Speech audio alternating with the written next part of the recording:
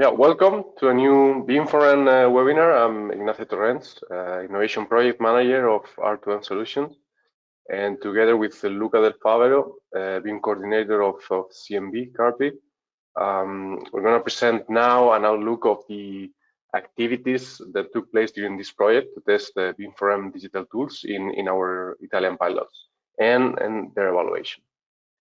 Let me start introducing the renovation projects that acted as the pilots of the project in Italy. The first one in Venice, Italy, was the conversion of a relatively old 8,000 square meters industrial building into a university student dormitory. This renovation project, even though it was programmed to finish at the beginning of the project, of the Beam4M project, was helpful in two things. First, and most importantly, to understand and evaluate the traditional building renovation process, using it as a benchmark for what was coming next. And already we took advantage and introduced some initial digital tools that were useful at that stage, especially on the scanning side, to acquire the geometry of the building and the project. And the second renovation project was the pilot in Bologna, a large-scale renovation project in a 100,000 square meter shopping mall that wanted a complete restyling and upgrading of systems with certain energy efficient goals that had to be met. This project had certain challenges related to the COVID period that pushed back the initial finalization dates that we had in mind for the renovation, but it's been finalized as we speak. Well, September 2022, so this month. And CMB Carpi is the constructor for both of these renovation projects that I just mentioned, and are the ones hands-on, on-site, putting the Beam4N tools to the test. And finally, and as a final overview of the Beam4N and digital tools tested in this renovation project, I'll present you this graphical schema that highlights in red these tools that we're promoting from the project and trying to test in different phases, and they are structured in the schema as the phase that they belong to, from strategic planning to construction and commissioning phases. And with this, I'll leave you now with Luca Del Favero, which, as I mentioned, is the Beam coordinator of CMB, to give you his first-hand experience and testimony in the testing of these tools, the problem they solve, and how has been their integration in their day-to-day. So, Luca, the floor is yours. Yeah. Thank you, Ignacio. So today, starting with this workflow, we are going to see BeamQ software, then the use of scanning and Matterport, and then the experience in construction of Zutec and Rialto. I would like always to start with the problem. When we arrive at the project, what we want to understand is facing the problem that we have during the day in doing a BIM process in renovation. So starting from BeamQ, what we can discover is that one of the problems in a BIM process is managing all the information connecting to a model and related to the contract that we have to respect. In this case, in Gran Reno. In Gran Reno, the client asked us a complete BIM process by contract, and for this reason, what we want to test is BeamQ, a software, a platform that can store all the information of the project, but not only. We start with initial setting of the software by choosing the exportation, so the IFC format, which kind of IFC we have to use it, which version, which kind of native software we have to use it, and then start to define the project. In which sense? Actors involved in it, and the specialization of him, so architect, engineer, the discipline, and then the phases in the project, construction, execution, and so on, design, and then relate which information has to be linked to this kind of phases. After that, one of the most important part is link all the information required in the model, in the element of the model that the client wants. So we start from the common Excel file that normally we use during this process that are very difficult to manage because you have some updates and then you have to share with all the actors. We start to implement it in the in BIMQ with the aim then to mapping all the elements in the exportation and be able to associate to each phase the property that we want to have, of course, according with the timing and what we have to achieve as information. Here we can see the articulation of the platform. I mean, you have an environment, a shared environment, where all the people can be involved. Here is the login, okay? With a simple login, you can go through the platform. Then you can create a project, multiple projects also. And then you can try to set up your project. So the participant, all the email and information of the organization, and the rights, so developer, user, and so on. And then start to set which actor are involved, and then the phases. Then the use cases, so which are the which information we have to have in the project during each phases. As you can see there, cross in which phase we want the requirements, and then start to implement all the elements that we are going to have in the model.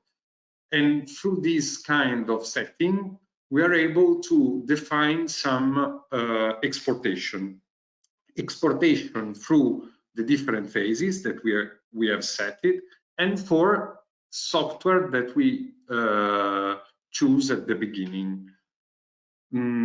So the most important conclusion is that with an initial articulation of the experience. All right. Okay. With an initial articulation and let me say more slowly approach, you arrive to have a complete platform with all the information stored online, shareable with all the actors involved, and be able to export in the same time and when you want documents for the contract part, so the back part, to share with all the people involved. Share parameters and IFC property set already put in place and able to be used in order to organize the work in the native software and in IFC version. And then one of the most important part for our side, for the construction side, is the possibility to check the quality of the model from LOE part, so in terms of information by creating rule set in Solibri, one of the software using for the checking in terms of geometry and information of the quality of the model. Conclusion, what we do for all the tools is try to share the experience of BIMQ, try from different people involved in the project the platform, and say, okay, which is the add in the process, and using the KPIs methodology, what we achieve is that in terms of interoperability, of course, BIMQ is a good software, because from an input we are going to have a lot of outputs that can operate with different software.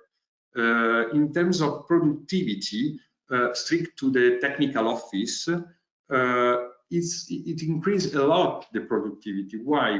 Because the information normally are shared multiple times per email for all the actors involved. Every time that when they lost information, for example, in this case, we don't have to lose this kind of time, but also another amount of time gain is related to the checking part, because before the checking in terms of LOE model, it's quite articulate. I mean, and it's able, it has to be done normally through exportation, QTO exportation. So for this reason, the productivity is increased. And then what we discover is that in terms of training, it's not so many the hours that we need to understand the usability of this software, and we can count it in as 2 days to understand how do the right things in the platform, and then the level of specialization. Of course, in this case, I have to say medium, because which is the problem? The problem is that normally the person in charge to do this stuff has to know also a general BIM process workflow, for sure, because has to know what is necessary during a BIM process, and then also know all the relation with the software. So know how the software works, for example, such as Revit, Solibri, and so on. Changing the tools, now we are going to see why we deep analyze the scanning. Scanning with Matterport. We start always from a problem. The problem is already mentioned before. So we go on site, and normally, as a usual fact, what we have in the drawing is not the same things that we have on site. So so this is something very critical. For this reason, it's necessary start the scanning, but it's not the only use of scanning. In fact, what we try in Gran Reno pilot is to use scanning for see the work progress status, scan to BIM, so generate a model, a BIM model through after a scanning, and then also understand if what is put in place in Gran Reno was accurate as the BIM model or as per design, in order to avoid critical issue with the client in terms of NCR and so on. Going through the slide, so you can see here an example of the use of Matterport in this case to see the progress on the progress of the work. Also in a period in the period the 20, so for the COVID-19, that helps a lot to have this kind of information because we can go on site every day. But for sure, this is a very useful tools to see if a work is done, if there is a progress, in order to make the payment to the subcontractor.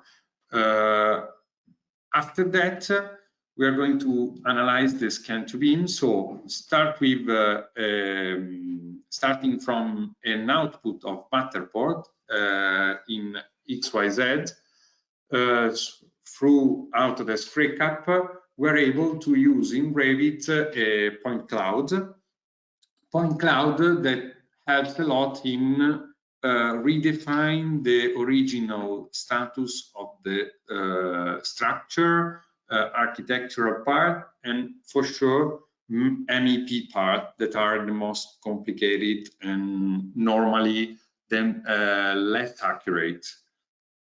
Here we have the final results for a slot of the gallery. As you can see here, we create from the scanning the structural model, the architectural model, the electrical model, the ventilation model, the hydraulics model, in order to create a federated model that is useful for us to generate a coordinated construction design and go then in production for each element. Here you can see the complete gallery done with a complete scanning of the zone. Before we are seeing only the G003 part, and then the BIM to scan. So the idea is to have to check the accuracy of the what we have on site in order to see if the things was right and correctly put in place. This for avoid, as already said, NCR. So conclusion for these scanning tools in general are that nowadays the cost of the scanning is descending in terms of price, and the advantage to use this technology is affordable also if we consider what signify to don't use it. So which are the impact in terms of cost, time and cost if we don't use this scanning before start with the works.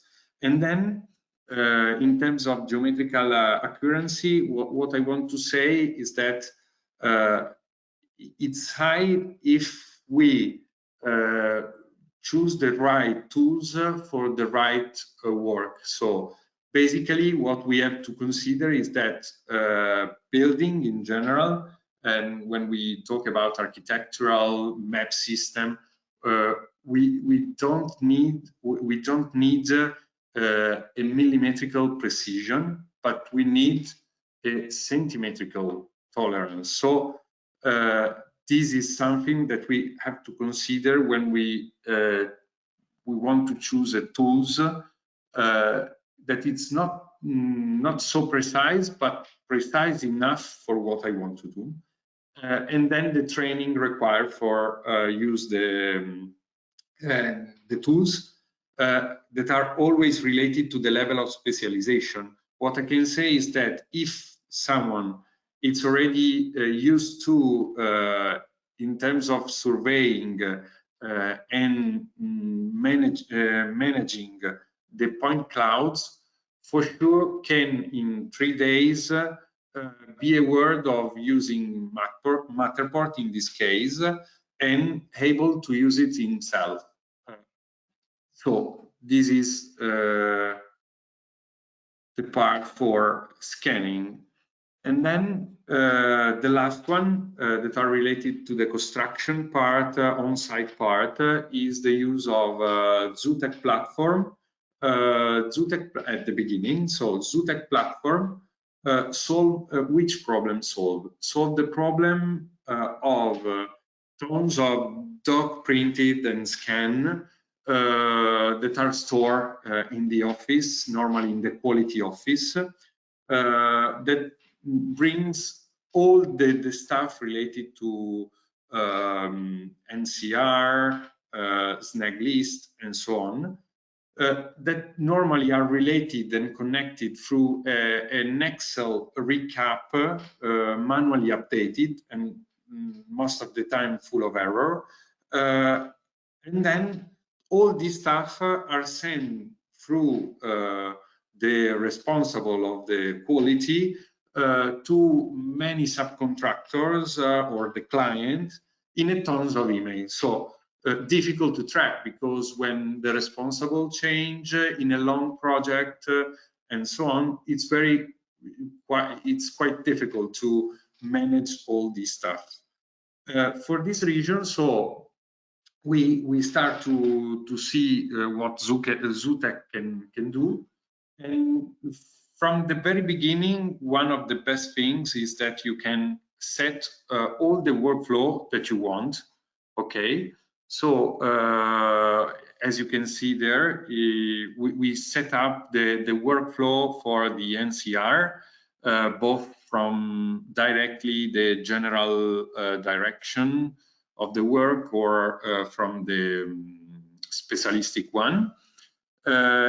And then another important thing is the possibility to create custom dashboard that are able to show to the responsible or also to the project manager of the work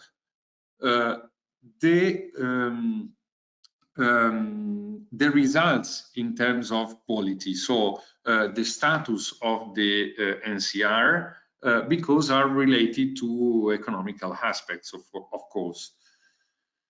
And then, as you can see, another important task and utility is the possibility to change from a mobile version and a desktop version. I would like to say that is the most important characteristic that a platform for quality and on-site purpose has to have. So the possibility to change from mobile version and desktop version without lost the information, but to complete the information, it's something very useful. And then, of course, link this task to a plan in order to locate it, the NCR. For Zootech, what we understand is that it's, of course, something useful in terms of interoperability, because we are able to organize all the data, but then also export this data in PDF, Excel file, create direct message to the subcontractor. So we have a lot of output from this side. Increase the productivity, yes, increase the productivity, because we don't lose time in searching, explain. For example, one of the most common problem was that the NCR DIM are input as people want. So sometimes other people can't recognize the DIM. So it's quite a big problem, and it's something also very appreciated in terms of training and level of specialization, that is easy to use, and also with a low specialization level, because we have just to know the construction process workflow. So we have just to know what is an NCR, or which is the process in an NCR. And then we test Rialto. Rialto is a beta software, augmented reality technology, in order to accelerate and improve the quality on site construction for snag list, audits, and so on, and integrated in Zootech. Example in Zootech. So here I would like to show you some images, so hoping that you are able to see all the video. Here you can see what we did in Gran Reno. So the idea is to go on site through a glass, okay, in order to see the augmented reality, and then start to see the opera building, the reality of the building already in place, and then open an eventual NCR, snag list, or what you have to do. In this case, for example, a tile appear broken. So what we do is sign the tile, setting all the information in order to evaluate this problem. And then, of course, as you can see, also the people go through the evaluation. And after that, be able to see these things associated to an issue in Zootech. So tracking Zootech, go in the office and be able to acquire all the problem and try to solve the problem.